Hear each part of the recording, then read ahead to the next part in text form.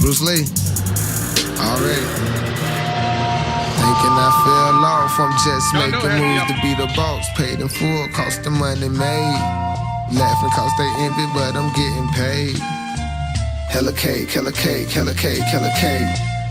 Since a youngin' money been the mission, by any means, what you mean? Avenue, that revenue, hella cake. What can I say? I'm that ninja, fuck stressing. The world turning, tree rolling, jump lit. Life's a bitch, but it ain't nothing new. Take a walk off in my shoes. You can't tell me what hustle won't do. The plots and schemes, dreams follow, living lavish, inked up tatted. Welcome, welcome, welcome, everybody. Thank you all for coming out to the Rise to the Occasion event. This is an event that we will be putting on. I think we're going to do it, Shelia, maybe 2-3 times a year? Yeah, we've been doing it actually every 3 months. Every 3 months, so we'll be doing about 4 times a year. This event that she's organized is really to enlighten a lot of the people of Fort Valley, the youth, as well as, I'll say, seasoned people of Fort Valley. We're gonna have some great speakers, some poets, some music, a lot of fun. We're gonna bring people up that's gonna introduce us and show us some things that we may have known or may not have known that we could learn. Before we get the event started, I would like everyone to please join me as we take a moment of silence for Mr. Marvin Crafton, Sr.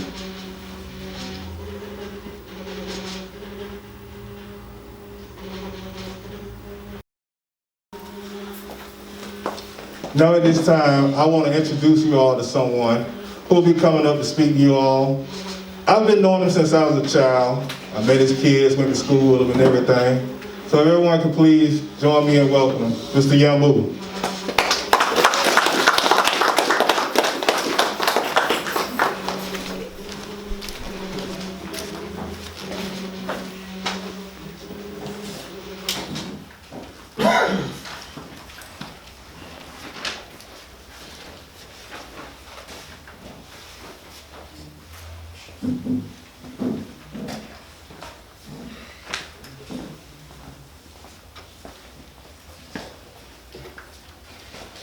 Good evening. Good evening. My name is Yao Yambu. I've been affiliated with an organization for over 40-some years. Mostly worked on the college campuses around the world. So now I need to do some work in the community. I have put together an organization. Let me say this first. I've been waiting on that $1,400, right? Because I already know what I was going to do with it. I had told she was going to buy us a printer, a business printer. You know, they want a little over $1,000 for it. But that's what we'll do with our money because we need a printer. We need a way where we can print out literature. It's called. I don't know about you all, but I have a lot of ideas, you know, but one of the things was that wanted to bring folks to this organization called the Marcus Garvey Committee. This organization have a structure. That is to say, you know, they have like a central committee, then they have like different committees like administration committee, a program committee, an education committee, a women committee, and a youth committee. You know, so it has a structure, it has all the responsibilities of each committee, but we know more things will have to be added on to it as we go. It's not a complete organization. You know, every organization starts out with the same thing, a blank sheet of paper. You know, so they have all the responsibilities, the goals in here, you know, that we want to try to achieve. You know, for instance, I want to see can we get everybody who's a felony record expunged, especially now since we got our DA in office. I already spoke to her about it. You know, I want to see can we take 10 kids to Africa every 2 years. You know, so we got goals in here, things we want to do. We want to work in the community. You know, I want us to be something like an organized force, you know. We want to know in the community, you know, knocking on the door, hey sister, have you had your medicine today? Do you have your medicine? You know, have you had anything to eat today? Nah. Hey, did you cook more than you gonna eat today? And we got a sister down the street could use some food. You know, the older youth, see about the younger youth. Must. I want to put this, I want this paper, because I already spoke to some people, you know, like, I want us to create us a news bulletin, or whatever we decide to call it, a Marcus Garvey, whatever. But I would like for people to put their poetry in there. I would like for people that make music to put their lyrics in there. I already talked to one little young guy to do some artwork, you know, and I told him, you know, pick a hero, so he picked Brother Marcus Garvey. Right off the bat he did, you know, so he's supposed to kind of do some cartoonish things and stuff where we can put them in there. You know, we want to try to have programs in all our communities, like most of the communities are doing, since I know that there are some people in the community doing something, because you have Pine Street Day, you know, you have Vineville Day, you have Pride Day, so somebody's there doing something. We just need to try to become more organized. And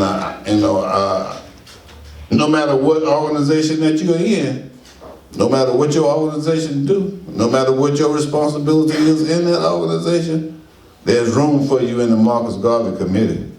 All right, thank you.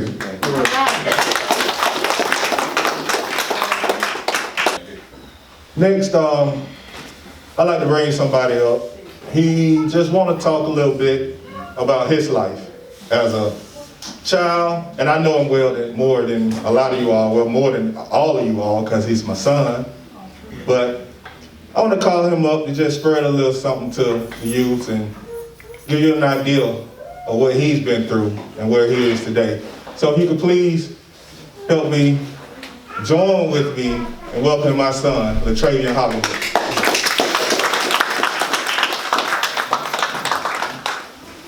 Good evening, everybody. As he mentioned, I'm his first, his son. But I'm hoping it was gonna be more youth here. But I just wanted to just talk about my life. Since I was young, I was in and out of trouble a lot. I gave my parents I got them a lot of trouble. In school, out of school, it was just always something. I was always in trouble. I wasn't never in no gang, but I ran with people that was in gangs all the time, just hanging around the wrong crowd, getting influenced by the wrong people, not really thinking about my future. And, you know, it came a point in time where, you know, I just had to sit back and just think, like you really throwing your life away. Like, it's more to life than just, you know, getting in trouble all the time, hanging with the wrong people, smoking weed and all this other stuff. So I just really had to think to myself, like, what do you really want? Like, is this what you really want for yourself? But I really wish it was more youth out here, because I really want to tell them, like, even if it's not college, man, like, it's more to these streets, man. It's really just more to just every day what we see in Fort Valley or in just Middle Georgia in general, man. I really wish people would talk to our youth more. Like, I see, even with me, like, it wasn't too many people trying to sit down and talk with me. What's your problem? What's wrong? What's going on with you? Why is it that you're this way? Why is it that, what can we do better to help you? It wasn't none of that. It was more so negativity, and I feel like that's what a lot of our youth need. We need a lot of positivity to speak into our youth lives, to let them know, like, you know, you may be struggling with this, but, you know, this ain't what you gotta live in. You know, mom may not be able to put food on the table at home, but that ain't gonna always be the case. You know, dad may be not in your life right now, but that ain't gotta be your future. It's more as to what goes on underneath the surface. And I just really see that a lot in our youth, and let them know, like, resort to drugs and gang banging and all that, that's not the answers. There's always more to it than just that. And I know school-wise, they try to force college on us a lot. Now that's the route that I want to take, but I also want the youth to know, like, it's not just about college. You know, I feel like the school system try to force on us college too much, because they make it seem like that's the only way to be successful in life. And I just want people to know, like, that's not the case. You can do a trade, you go to the military, not even just that. Anything that's positive. Like, I just feel like, I was just talking to my uncle the other day, like, whatever, I just feel like they just need to know whatever they choose to do, whether, like he just said, whether it's just you be a janitor at the school, just be the best janitor you can be, just give 110% of whatever you're doing. You know, it ain't gotta be what the school system make it seem for us to be successful. And I really just wish a lot of our youth knew that, and I feel like it's our job to let them know, like, it's more to it than just what these streets telling you and what the next man telling you. And it's always trying to be proving something to the next person, like prove them, like I said, prove them wrong.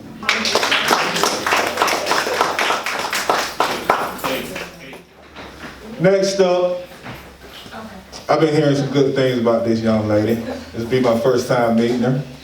But she will be coming up and she'll be giving us some poetry. So if y'all please help me welcome Mrs. Reagan the poetess. I blame society for the modern day lynching of Negroes from trigger happy cops. My dude was just chilling on the block, not selling rocks, just kicking it with his pops, and all of a sudden he had his life stopped. Not one, but 6 shots later, that law officer feared for his life. That's bullshit. But I blame society for those racial stereotypes they put on Americans.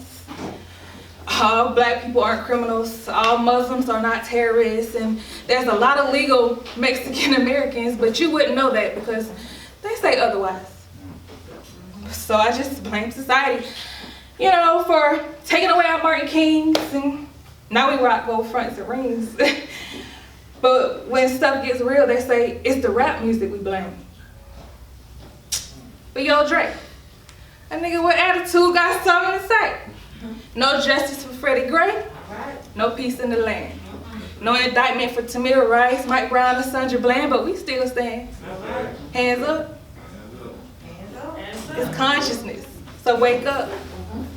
I know it's tough, but we need to know better to do better, because oppressed people cannot remain oppressed forever. And they say we're ignorant. Nah, we just think on a higher level. Same shit, but different era. And this time we will fight back. All right. By any means necessary, and I mean several. You politician, you government official with your badge and your gun, does that make you official? We need a referee. Better yet, a Jesus piece. Get us out of slavery. Not physical chains, but mental captivity. Think differently and get the out of society.